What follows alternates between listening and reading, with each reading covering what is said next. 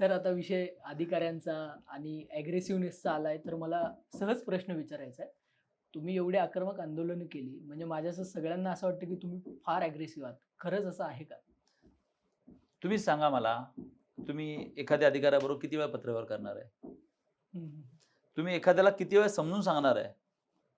आज तुमची पाणी ही प्राथमिक गरज आहे.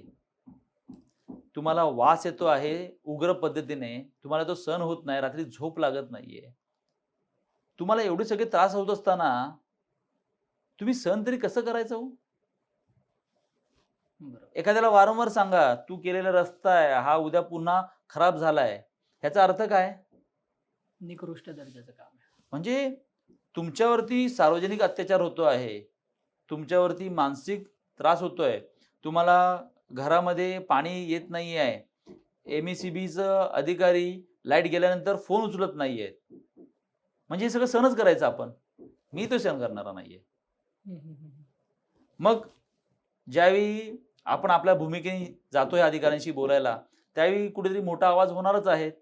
कुठेतरी कोण चुकीचं बोलल्यानंतर 2 म्हणजे ह्या गोष्टी जोपर्यंत तुम्ही करणार नाहीत ना, तोपर्यंत न्याय तुम्हाला पटापट मिळणार. नाही.